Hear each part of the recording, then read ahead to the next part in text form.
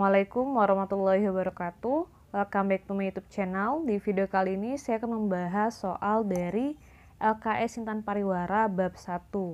Nah, sebelum kita lanjut ke pembahasan soalnya, bagi adik-adik yang belum subscribe, silahkan diklik dulu tombolnya, kemudian jangan lupa like dan share. Oke, kita langsung aja untuk pembahasan soal yang pertama. Yang pertama itu adalah perhatikan gambar bidang di samping. Letak titik berat bangun tersebut adalah seperti yang kita lihat di sini terdapat 3 buah setengah lingkaran.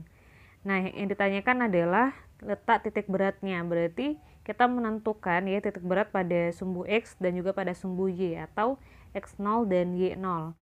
Langkah yang pertama, adik-adik harus menentukan mana bidang yang ke-1, kedua, dan ketiga. Nah, untuk penentuannya sendiri bebas ya. Jadi nggak ada patokannya. Hanya saja di sini saya memilih untuk yang paling besar. Ini adalah bidang 1, kemudian yang kecil ini sebelah kiri bidang yang kedua, dan yang di sebelah kanan adalah bidang yang ketiga. Nah, kemudian kita fokus ya kepada masing-masing bidang. Nah, di sini saya fokus terlebih dahulu ke bidang yang pertama, yaitu untuk menghitung berapa luas permukaannya. Nah, karena dia setengah lingkaran, sehingga rumus luasnya pun juga rumus dari setengah luas lingkaran. Nah, untuk luas lingkaran itu sendiri, rumusnya adalah 1/4 pi d kuadrat. Nah, karena dia hanya setengah lingkaran, berarti kita kalikan dengan setengah. Sehingga persamaannya menjadi pi d kuadrat per 8. Oke, setelahnya kita cari nilai untuk Y1-nya ya, atau titik berat untuk sumbu Y pada lingkaran yang besar. Nah, di sini kita menggunakan persamaan Y1 sama dengan 4R per 3pi. Nah, kemudian R-nya ini kita ganti dengan setengah dari diameter. Sehingga diperoleh ya, di sini 4 dibagi 2 dulu, dapatnya berarti 2, kemudian 2 dikali D adalah 2D, kemudian tinggal dibagikan aja dengan 3V. Nah, terakhir kita menghitung berapa nilai X1-nya. Nah, untuk X1 adik-adik nggak perlu dihitung ya, tapi cukup lihat di gambar aja. Nah, X ini itu adalah titik berat dari sumbu X-nya. Nah, kalau pada sumbu X biasanya ya, kalau untuk setengah lingkaran maupun pada persegi panjang, pada tabung, biasanya itu kita suka kali dengan setengah gitu. Cara menghitungnya adalah kali dengan setengah dari total panjang bidang yang di sumbu X-nya. Nah, karena di sini bidangnya ini dia punya panjang sebesar D pada sumbu X, maka letak titik berat pada sumbu X untuk bidang yang pertama atau X1-nya itu adalah setengah D. Nah, hanya saja di sini saya ganti menjadi 2/4 D. Tujuannya nanti berhubungan dengan perkalian untuk yang selanjutnya ya. Tapi kalau semisal adik-adik ingin mengganti jadi setengah D ya nggak masalah, karena dia nilainya sama aja. Cara untuk menentukan titik berat pada sumbu X pada lingkaran ini, selain dengan dibagi 2 tadi, adik-adik bisa tulis saja.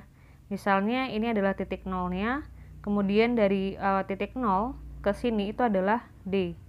D itu berarti kita anggap sebagai 4/4, karena 4/4 sama dengan 1.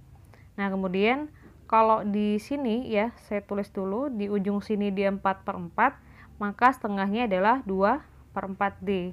Nah, oleh sebab itu yang di sebelah sini adalah 1/4D, dari yang di sebelah kanannya adalah 3/4D.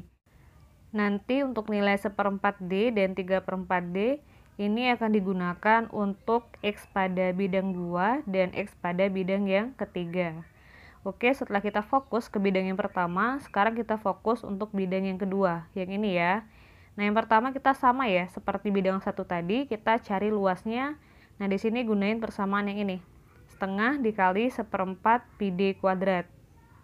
Oke, setelahnya tinggal dikali ya yang ini, dapatnya berarti 1/8V. Setelah itu untuk D-nya adik-adik bisa sesuaikan dengan yang digambar. Nah, untuk yang bidang 2, D-nya itu berarti dari titik 0 ke titik 2/4D. Nah, adik-adik ingat ya, boleh pakai 2/4D atau pakai setengah D. Jadi tergantung mau pakainya yang mana. Nah, dalam hal ini untuk dalam perhitungan yang ini ya, saya gunakan setengah D. Jadi yang setengah D ini adalah nilai D yang ini nih. Oke, paham ya? Kemudian jangan lupa dikuadratin. Nah, lalu tinggal dihitung aja. Setengah D dikuadratin berarti hasilnya adalah 1/4 D kuadrat. Kemudian ini tinggal dikaliin dengan 1/8 pi. Sehingga diperoleh pi D kuadrat dibagi dengan 32. Selanjutnya kita tinggal hitung nilai 2. Nah, di sini sama ya, kita gunakan rumus 4R per 3 pi. Jadi, untuk menghitung ya berapa titik berat pada sumbu Y pada setengah lingkaran, kita memang selalu menggunakan persamaan 4R per 3 pi. Hanya saja kita harus menyesuaikan R-nya pada masing-masing bidang. Nah, kalau ini ya, dia punya diameternya 2/4 D ya, atau setengah D, berarti jari-jarinya adalah setengah dari diameter. Nah, kalau setengahnya, dia kan gambarnya yang ini, ya enggak sih? Kalau setengahnya berarti yang ini kan? Artinya jari-jarinya adalah sebesar setengah D, karena dia dari sini ke sini. Gitu, oke ya? Makanya kita tulis jadinya R-nya adalah 1/4 D, karena setengah dari 2/4 D atau setengah dari 1/2 D, gitu. Nah, kemudian tinggal dikali aja, di sini 4 bisa dibagi dengan 4, berarti dapatnya adalah D per 3V. Kemudian tinggal kita cari untuk sumbu X-nya. Nah, sama ya, seperti untuk bidang 1, kita nggak perlu hitung lagi, kita lihat langsung aja ke gambar. Dia berarti setengah dari bidang 2. Nah, setengahnya itu berarti yang ini kan. Sehingga otomatis untuk X2-nya itu adalah 1/4 D. Nah, terakhir kita fokus ke bidang 3. Nah, di sini bidang 3 itu dia memiliki luas ya, dan titik berat pada sumbu Y itu yang sama dengan bidang 2. Sehingga kita nggak perlu hitung lagi. Nah, kenapa yang X-nya berbeda? Karena lihat nih, kalau pada sumbu X untuk bidang yang ketiga, titik berat pada sumbu X itu adalah di sini. Ya, sehingga nilainya adalah 3/4 D. Sementara kalau bidang 2 nilainya adalah 1/4 D gitu. Oke, semoga paham ya. Kita lanjut. Nah, di sini kita tinggal hitung titik berat pada sumbu X untuk semua bidang. Nah, di sini kita gunakan persamaan X0 sama dengan A1X1 dikurang A2X2 dikurang A3X3 per A1 kurang A2 kurang A3. Nah, di sini kenapa kita menggunakan tanda negatif atau tanda kurang? Karena bidang 2 dan bidang 3 itu dia terdapat di dalam bidang 1.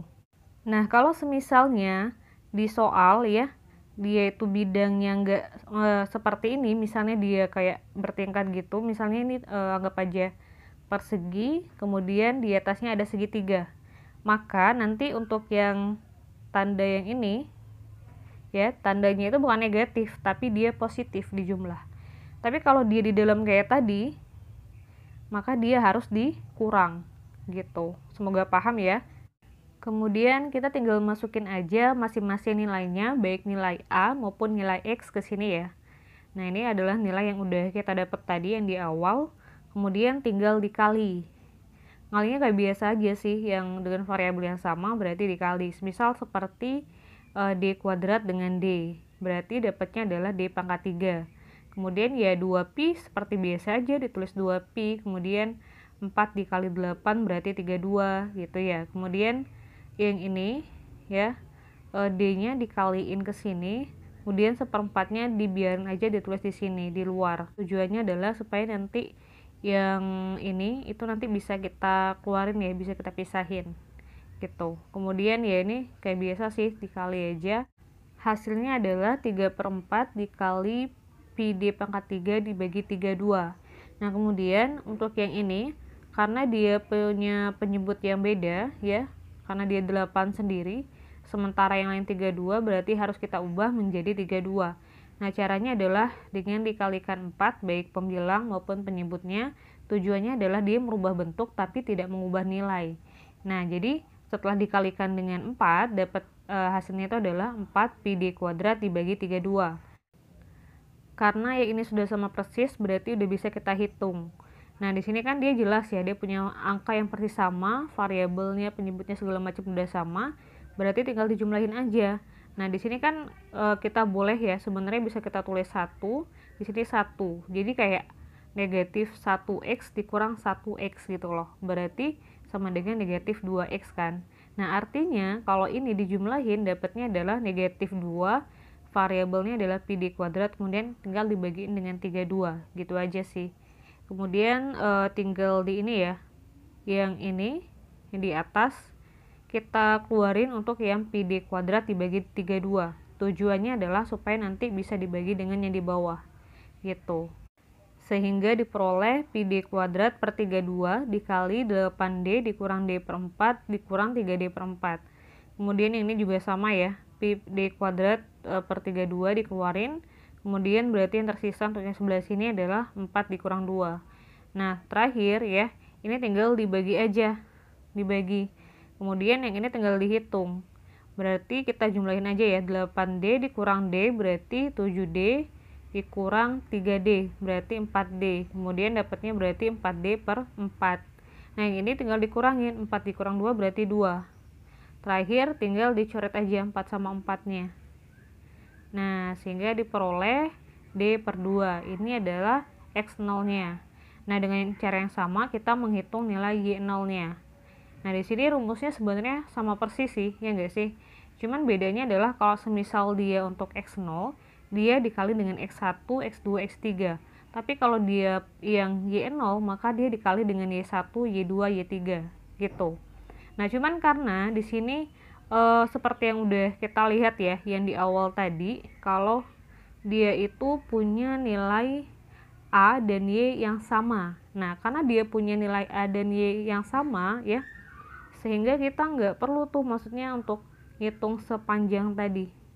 Jadi kalau saya sih buatnya gini, ini saya samain ya, yang ini saya samain, jadinya tinggal dikali 2 aja, jadinya A1Y1 dikurang 2AY2 dibagi A1 dikurang 2A2, yang ini nih saya samain. Oke, nah sama ya, tinggal dimasukin aja angkanya, kemudian tinggal dihitung, dapatnya segini ya, tujuannya ya bisa supaya bisa dibagi yang dikeluarin ini, kemudian tinggal dikurangin aja sih. Oke, susah. 8D dikurang 2D berarti 6D per 3pi, kemudian ini dibagi 2 gini. Kalau dibagi 2 berarti dapatnya dikali setengah kan, ini 6 bagi 2 nya coret ya, 3, kemudian 3 dicoret berarti tinggal D per pi. Nah sehingga titik beratnya itu adalah D per 2 dan D per pi. Nanti silakan cek lagi deh tadi berapa yang untuk X0 nya. Oke, semoga paham ya. Kita lanjut ke soal yang nomor 5. Perhatikan benda berikut. Benda tersebut bersifat pejal dan merupakan gabungan antara kerucut, yang ini kerucut, kemudian tabung, dan setengah bola.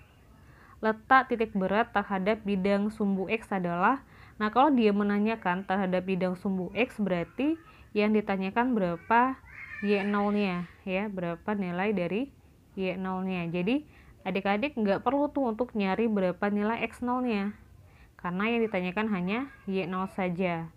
Nah langkah pertama kita harus menentukan dulu ya berapa tinggi dari kerucutnya dan berapa jari-jari bolanya.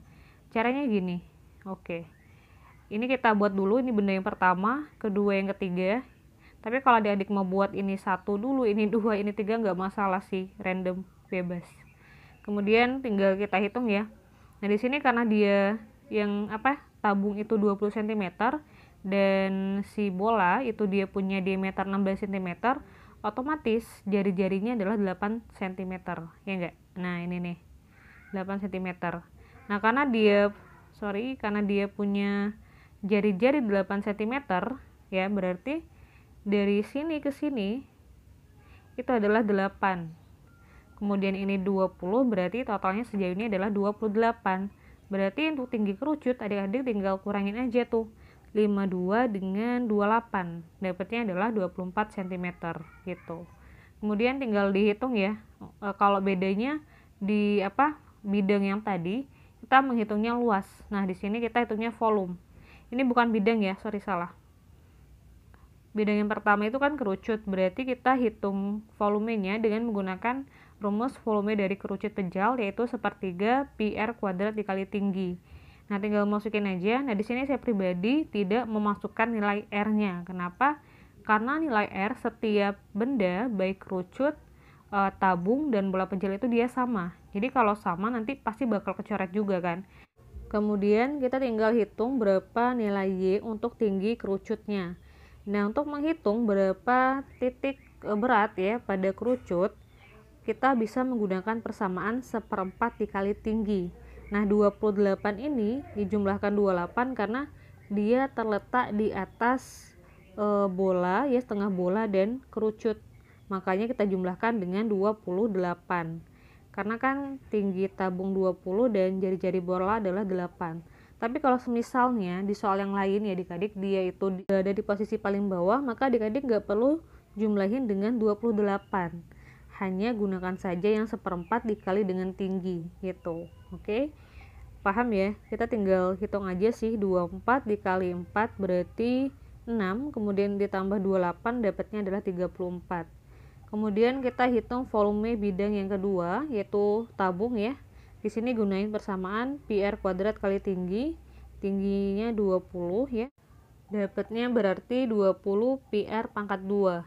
Nah, setelahnya kita tinggal hitung nilai dari Y2. Nah, di sini untuk menghitung ya, titik berat tabung pada sumbu Y kita gunakan persamaan setengah dikali tinggi. Nah, di sini kita jumlahkan 8 karena dia berada 8 cm dari bidang ya. Jadi kalau seandainya kita gambarkan bidang dasarnya ya, dari dasarnya itu kan dia berada di atas setengah bola ya enggak sih? Oleh sebab itu makanya kita jumlahkan dengan 8 gitu. Kita lanjut untuk bidang yang ketiga. Di sini kita gunakan volume bola. Jadi setengah bola pejal itu adalah setengah dikali 4/3 pi r kubik. Nah, rumus bola pejal kan dia 4/3 pi r kubik kan. Nah, karena dia setengah, makanya kita kalikan setengah di depannya. Kemudian tinggal dihitung aja, ini dibagi dulu ya, berarti dapatnya 2. Kemudian tinggal dikali, dapatnya berarti 2/3 pi r pangkat 3 gitu. Nah, yang terakhir adalah Y3-nya. Nah, untuk menghitung ya berapa titik berat dari setengah bola itu adalah 3/8 R. Nah, di sini kita tidak perlu menjumlahkan setengah bola dengan apapun ya, seperti halnya pada tabung dan kerucut tadi, karena dia terletak di dasar, jadi nggak ada jarak antara dasar dengan setengah bola itu sendiri. Kalau di kerucut ya, dia kan dijumlahin nih, kerucut maupun tabung, dia dijumlahkan karena dia tidak berada tepat di dasarnya gitu. Oke, semoga paham ya. Yang terakhir kita tinggal menghitung berapa nilai Y0-nya. Nah, ini rumusnya sama persis seperti yang tadi, yang sebelumnya. Bedanya adalah kalau yang sebelumnya dia menggunakan A, di sini dia menggunakan V karena dia volume. Nah, kemudian dia dijumlahkan. Nah, ini yang saya maksud tadi ya. Jadi dia itu kayak bertingkat gitu loh. Kalau yang tadi kan dia di dalam, ya kan? Nah, kalau di dalam seperti itu dia dikurang. Atau semisal juga bisa tabung, misalnya di dalamnya ada lingkaran. Maka nanti untuk yang lingkaran ini luasnya adalah negatif. Ini misalnya aja ya contohnya. Nah, karena dia bertingkat makanya tinggal dijumlahin aja. Oke, kita langsung aja masukin nilai-nilainya, baik V1, Y1, V2, Y2, dan V3 dan Y3. Dan sorry ya, ini bukan plus minus tapi plus ya. Ini tolong nanti adik-adik diganti aja, saya salah ketik ya. Setelah dimasukin ya angka-angkanya tinggal dihitung untuk yang ini. Nah, yang agak berbeda itu yang sebelah sini nih ya. Kenapa? Karena dia punya R dengan pangkat yang berbeda. Kalau adik-adik lihat, dia di sini R pangkat 2, ini R pangkat 2. Yang ini kalau dikalikan dia akan menjadi R pangkat 4. Nah, oleh sebab itu di sini saya ganti ya, jadinya saya pecah jadi R pangkat 2 dikali dengan R pangkat 2. Nah, R pangkat 2-nya satunya saya tulisin ke sini. Oke, mana? Saya tulisin ke sini R pangkat 2-nya. R pangkat 2 yang satu lagi langsung saya ganti. Karena nilai R itu adalah 8. Berarti kalau di R pangkat 2 itu adalah 8 pangkat 2. Nilainya adalah 64. Jadi langsung saya masukin ke sini. Oke, semoga paham ya. Nah, yang terakhir ini nih. Yang di bawahnya 2/8 pi R pangkat 3. Nah, itu sama, saya juga pecah. Tapi langsung saya masukin nilainya. R pangkat 3, ini kan R pangkat 2, ya enggak? Ini nih, ini R pangkat 2, ini R pangkat 2. Jadi saya pecah jadi R pangkat 2 dikali dengan R. Nah, R-nya itu 8. Yang satunya saya tulisin aja tetap dalam R pangkat 2. Tujuannya supaya nanti bisa dijumlah dengan yang sebelahnya gitu. Nah, setelahnya tinggal dihitung biasa aja ya. Yang ini dijumlah, kemudian yang ini 64 bagi 4 berarti 16. 16 PR pangkat 2 dijumlah dengan ini, dapatnya adalah 648 PR pangkat 2. Kemudian yang ini juga sama ya, dapatnya berarti 16/3 PR pangkat 2. Nah, jadi saya hapus dulu. Dia kan di sini 28 PR pangkat 2 ditambah 2/3 ya. Jelas nggak? Tambah 2/3, atau saya ulang deh. Ulang ya, 28 pi R pangkat 2 ditambah 2/3 pi R pangkat 2. Sorry, bukan 2, tapi 16 ya. 16 pi R pangkat 2. Nah, di sini kenapa pi R pangkat 2-nya saya keluarin? Tujuannya supaya nanti bisa dicoret dia, bisa dibagi. Nah, oleh sebab itu 28 dan 16/3 itu saya tuliskan ke dalam kurung. Konsepnya sama seperti soal yang sebelumnya. Oke, ini saya hapus dulu. Nah, setelah itu adik-adik tinggal bisa bagi aja sih. Pi R pangkat 2 dengan pi R pangkat 2 dibagi. Tinggallah berarti 648 ya, 648 dibagi dengan 28 ditambah 16/3. Ini tinggal dihitung dulu berapa, kemudian tinggal dibagi 648 dengan hasilnya ini. Nah, setelah dihitung, hasilnya itu adalah 19,44 cm. Oke, videonya cukup sampai sini dulu. Semoga adik-adik paham. Jangan lupa klik tombol like, share, dan subscribe. Terima kasih. Wassalamualaikum warahmatullahi wabarakatuh.